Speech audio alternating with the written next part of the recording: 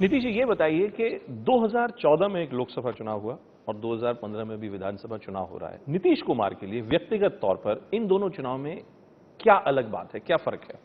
नहीं, तो लोकसभा का चुनाव था और लोकसभा के चुनाव में तो हमने लोगों से मजदूरी मांगी थी,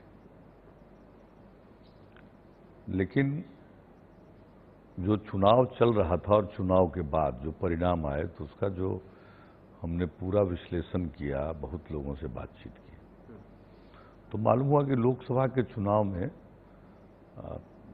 लोगों की राय ही दूसरी थी और लोकसभा के चुनाव के समय ही लोग बोलते थे कि विधानसभा के चुनाव में तो हम इन्हीं को देंगे। तो ये सर, ये क्या दर्शाता है? ये वोटर की मैच्योरिटी दर्शाता है कि आपकी इलेक्शन कैंपेन 2014 में जो होगी शायद वो कहीं गड़बड़ थी? इसका इलेक्शन कैंपेन से कोई लेना देना नहीं, लोगों की मानसिकता थी। 2014 में लोग,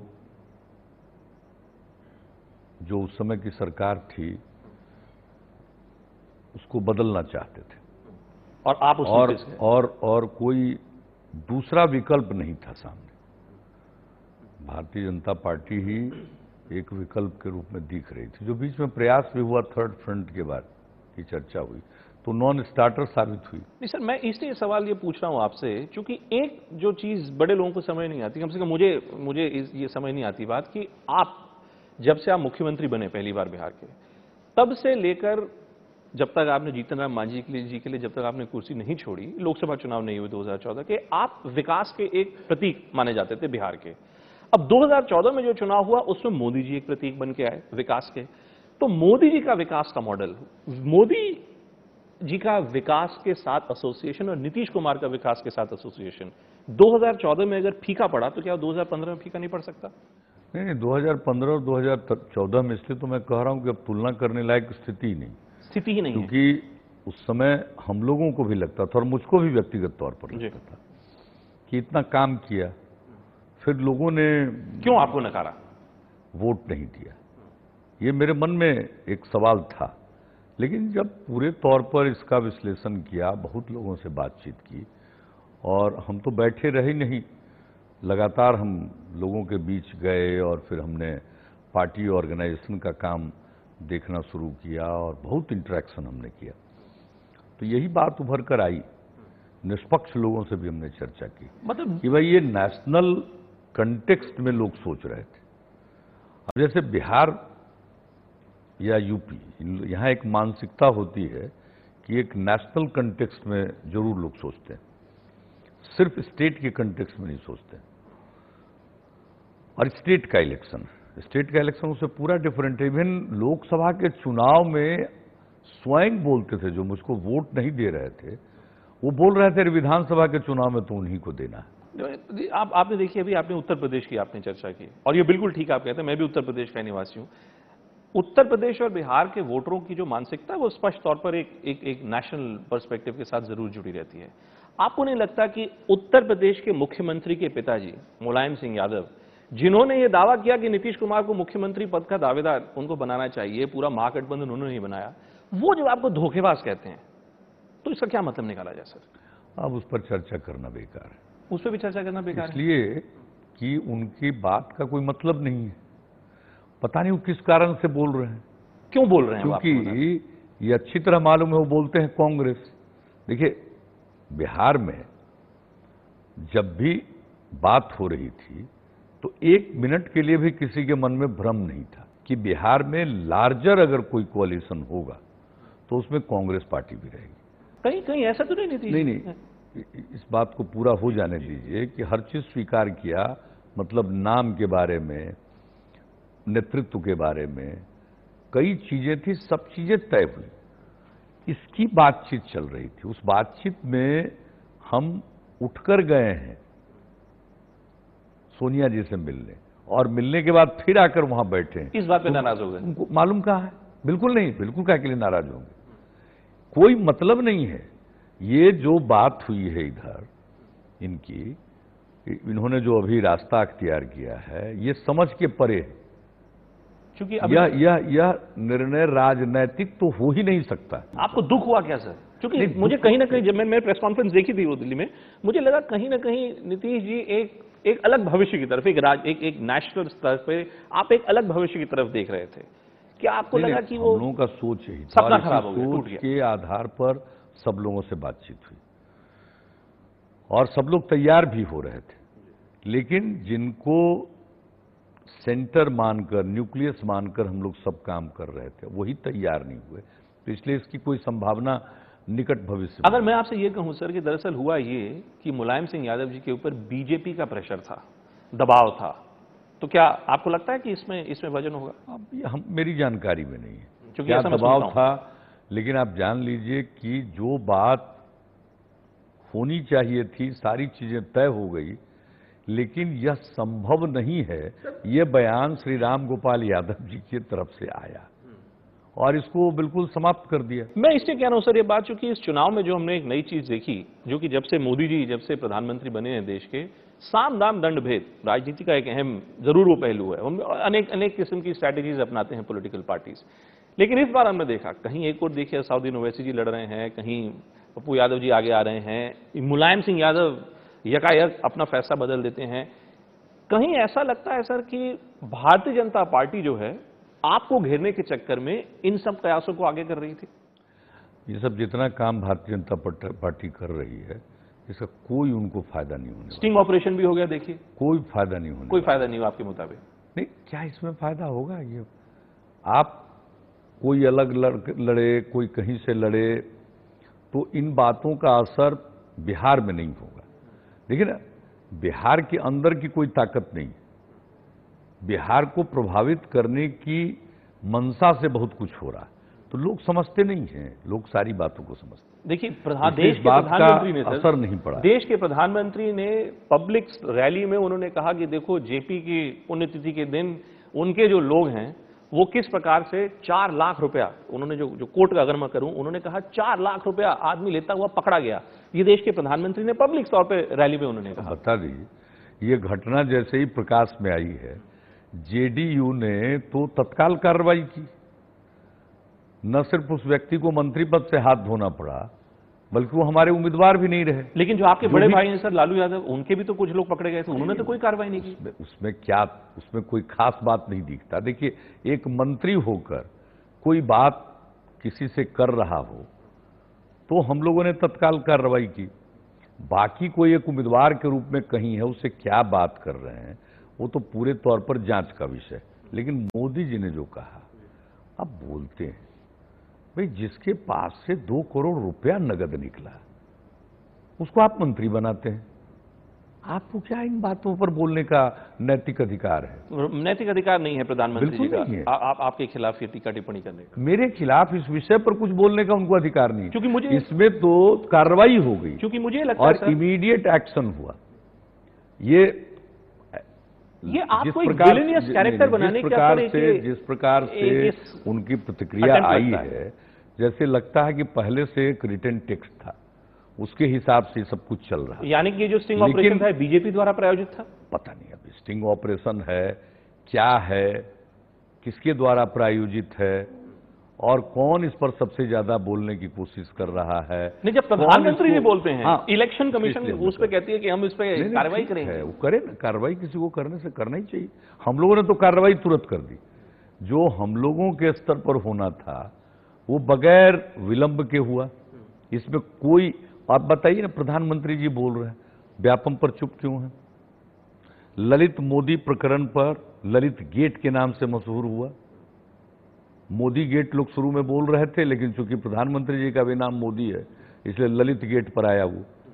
तो ये सारी बातें उसमें चुप्पी तोड़े कभी क्या? किसी पर कोई एक्शन लिया?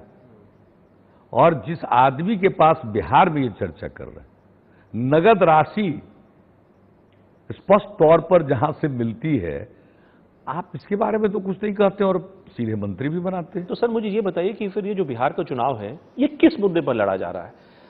नीतीश कुमार की एक छवि है, नीतीश जी आप सुशासन विकास की आप बात करते हैं, लालू यादव जी अगड़ा पिछड़ा की लड़ाई की बात करते हैं, उनके मुंह में कभी शैतान आ जाता है, भारतीय जनता पार्टी के नेता कभी गोमांस की बात करते हैं, कभी कुछ मैं ये समझना चाहता हूं सर, आपके मुताबिक ये चुनाव किस मुद्दे पर लड़ा जा रहा है?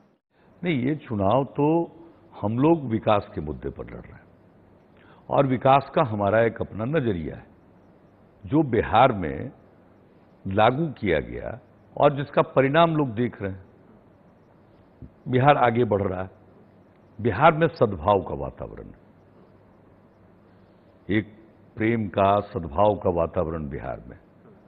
कोई आप देखते होंगे, कभी सुनते नहीं होंगे, वर्षों से कोई उस प्रकार का झगड़ा नहीं हुआ नहीं, इसीलिए सर इस बार जब देखिए गो मांस, बीफ कंजम्पशन, दादरी कांड, जब इन सब बातों की चर्चा जब राजनीतिक स्तर पे होने लगे और ये घटनाएं घट रही हैं तो लाजमी तौर पे होंगी भी, कहीं ना कहीं ऐसा लगता है कि जिस माहौल की आप बात कर रहे हैं वो माहौल थोड़ा सा बदल सा रहा है। नहीं, ये तो मैंने कहा कि हम लोग लड़ रहे हैं विकास के मुद्दे पर, लेकिन भारतीय जनता पार्टी के लिए विकास मुखौटा है, वो विकास पर नहीं लड़ रहे हैं। किस पे लड़ रही है? वो समाज को बांटकर अपने लिए स्पेस बनाना चाहते हैं और इसलिए वो हर मुद्दे को उछालने की कोशिश करते हैं। नंबर 1, सबसे पहले उन्होंने कास्ट कार्ड खेला।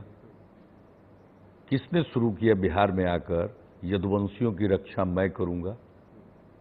या यदुवंशी कमजोर हैं क्या? कोई रक्षक की उनको जरूरत है क्या? और अब तो सबसे बड़े यदुवंशी आप ही के साथ हैं। हर दृष्टिकोण से तो शुरू किसने किया? कास्ट एंगल उन्होंने शुरू किया। फिर आप बताइए, आज तक कभी देश के प्रधानमंत्री या राष्ट्रपति की पहचान, आइडेंटिटी, कोई जातीय आइडेंटिटी कभी हुई है? यानी OBC prime minister, OBC prime minister Amit Shah ji बोलते हैं कि बीजेपी ने पहला ओबीसी प्राइम मिनिस्टर बनाया, बीजेपी ने इतने ओबीसी चीफ मिनिस्टर बनाए। बाकी चीजों पर जो भी कहते हो कहने दीजिए, प्राइम मिनिस्टर को ओबीसी बनाना, तो आखिरकार लोग बताएंगे ना कि ये पहले ओबीसी प्राइम मिनिस्टर नहीं, इसके पहले श्री एच.डी. देवेगौड़ा जी ओबीसी प्राइम मिनिस्टर थे, इनको बताते हैं।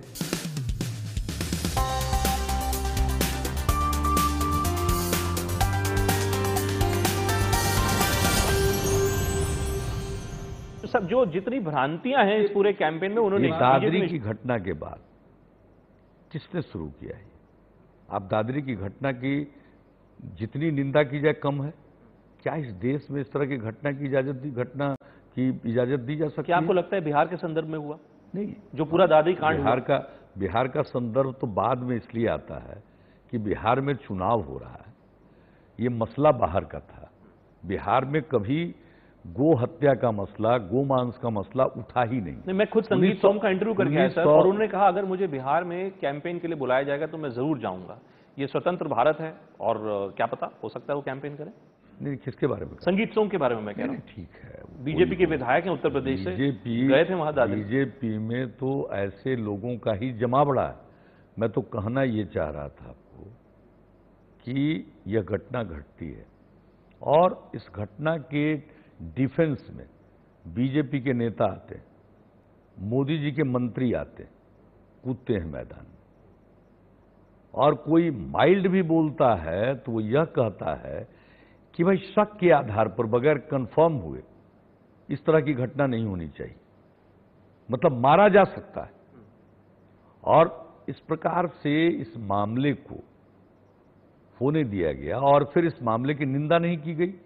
सर इसका मगर मैं आपसे देखिए सीधा अगर मैं सवाल कहूं, मैं यही कहना चाह रहा हूं कि इस सवाल को उठाकर एक तो घटना को कारित करना, इसके बाद इस मसले को एक दूसरा रूप देना, जबकि विविधताओं से भरे अपने समाज में इस तरह की इजाजत नहीं दी जा सकती। तो आपके कानून को कोई अपने हाथ में नहीं ले सकता। ये पूरा का पूरा मसला सर, और आप देख लीजिए, अब तो 5 जन में आर्टिकल भी आ गया। क्या एक सांप्रदायिक तनाव उत्पन्न करने की एक कोशिश? बिल्कुल बिल्कुल। और ये पहले कहा ये कोशिश भारतीय जनता पार्टी, अमित शाह, नरेंद्र मोदी की द्वारा की जा रही थी। ये पहले कास्ट कार्ड खेलना और फिर उसके बाद कहीं न कहीं समाज में इस प्रकार का वातावरण बने, विवाद का वातावरण बने और धीरे धीरे तनाव का रूप ले, कोई घटना घटे। ये इनकी मंशा साफ थी। ये और आपको लगता है कि इस मुद्दे पर भारतीय जनता पार्टी इस चुनाव में आगे बढ़ रही है? इस सांप्रदायिकता की परिस्थिति को लेकर वो बात विकास की करते हैं, लेकिन दरअसल ये है मसला विकास की। अब तो खैर विकासवाद बोलते हैं, विकास नहीं, अब तो विकासवाद, डेवलपमेंट नहीं, डेवलपमेंटिज्म, पता नहीं नया नया शब्द सुनने को मिल रहा है। तो अब तो उसमें भी थोड़ा भटक गए, लेकिन एक तरफ आप विकास की बात करते हैं और दूसरी तरफ पूरा का पूरा आपका इलेक्शन का जो मैनेजमेंट है, माइक्रो मैनेजमेंट है, आपका जो डिस्कोर्स है, आपके लोग जो बोल रहे हैं, एक एक बात इस ढंग से रख रहे हैं। फिर इसके साथ ही मुद्दा उठ गया आरक्षण का। आप आरक्षण तो के पक्षधर तो हैं नहीं ये लोग, आरएसएस की विचारधारा ऐसी है, और ये बीजेपी के लोग हैं, इनका कोई अपना विचार तो है नहीं। ये आरएसएस की विचारधारा को आगे बढ़ाने के लिए, उसको क्रियान्वित करने के लिए, ये तो आरएसएस का एक पॉलिटिकल ऑर्गेनाइजेशन है। यानी वो मुद्दा भी तो वो तो भागवत जी द्वारा ही शुरू किया गया था, शुरू किया। और आप लोगों ने फिर उस पे उसको आप लोग क्यों आगे नहीं? लेके गए। कोई पूछेगा तो सही।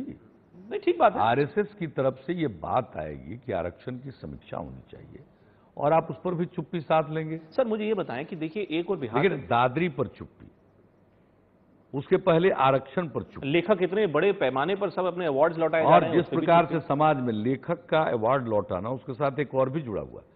आखिरकार समाज में सब प्रकार के लोग हैं। हमारी सबसे बड़ी खासियत जो इंडियन सोसाइटी है उसकी क्या है, भारतीय समाज की? टॉलरेंस।